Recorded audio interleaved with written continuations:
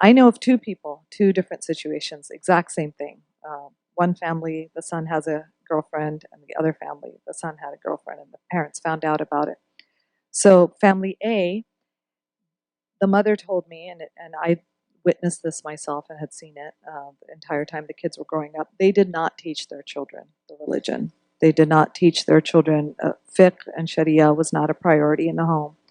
Um, and so the mother admitted that she was disappointed that that was a choice her son made, and now he's even living with his girlfriend. He's in college, but they're a Muslim family.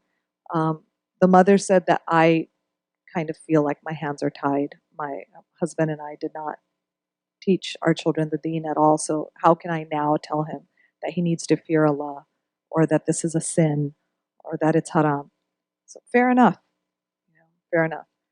The other family, I learned a lot from their situation. So the other family actually always taught their children about Allah subhanahu wa ta'ala. And they taught their kids about fiqh and sharia and what Allah's rights are and what the sunnah of the Prophet sallallahu alaihi wasallam is. And they themselves followed the rules of the religion in the home. Despite all that, the son took a girlfriend in high school, and the mom found out about it. The parents found out about it. And I learned a lot from their response. What the mother told me they did is they sat their son down and they said, okay, so here you have a girlfriend. And they had found out from siblings in the family had let out the secret. And the son confirmed it, that he did indeed have a girlfriend. And so the mom said, okay, well, what are we going to do about this? Because you know that even though she's not Muslim, she has rights. Your girlfriend has rights.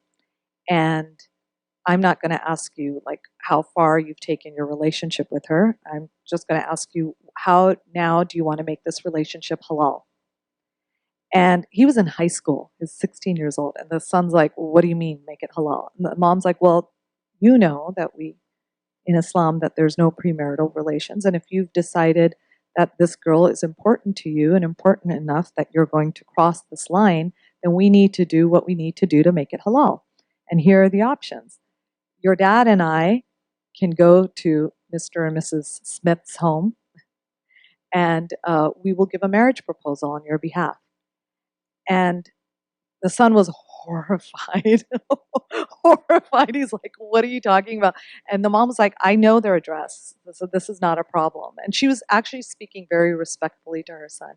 And she said that, I know their address, and we can go and have a talk with the parents and explain that you're Muslim and we've raised you Muslim and these are the rules of our religion.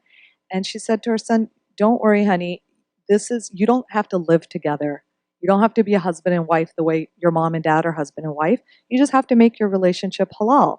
And if you decide to break up with her, then you're going to pay her her meher, and she's going to have her rights fulfilled, and then you guys will go your separate ways. But she needs to know that she has rights according to our religion. You're not going to hide that from her. And so the parents made it really about compassion and caring towards other people. And she said, I know that in other religions or other cultures, it's okay, boys and girls can get together before marriage and do whatever they want, and they can have their hearts broken, and there's no justice, and everyone goes on. But in our religion, we have rules. And so the son was like, obviously not going for that. He was completely terrified at the idea of his parents showing up to his girlfriend's home with a marriage proposal. And the mom even painted a lovely scenario. She's like, you'll be able to go to the prom with her. You'll be able to do all the things that you want to do. You don't have to do it behind our backs. And the community can know about it. Nobody will say that, oh, look, Mr. and Mrs. Muhammad's son has a girlfriend behind their backs, and they don't know this. We will have dignity. We will have respect. She painted it as something that was actually doable.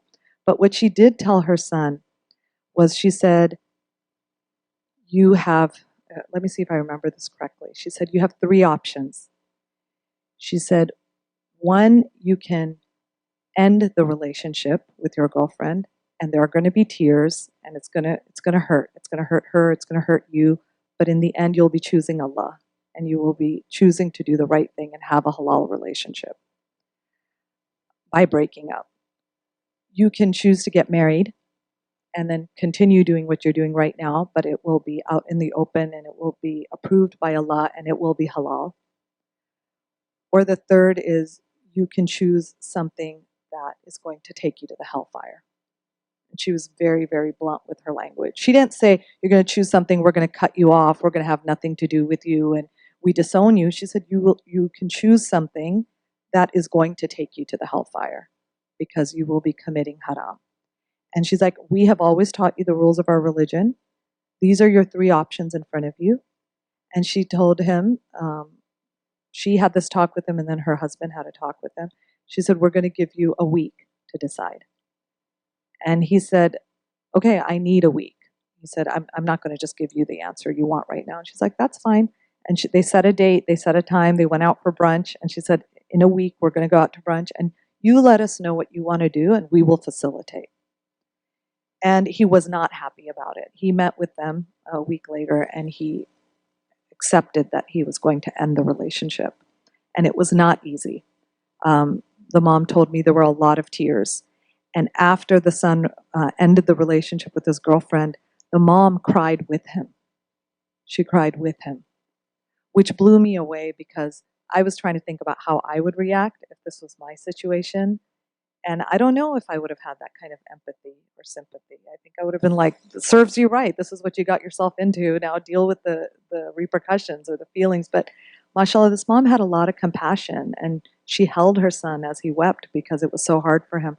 But what I loved about that example that I saw was she empowered him to make the right decision. But it was only possible after a whole lifetime of showing that this is where the buck stops. Everything ends at Sharia and fiqh and what Allah expects of us. If you haven't been doing that your entire life, then it's like the family A, the first family I told about. Their hands are tied. What can they tell their kid now about what he can and can't do when they've never said anything before?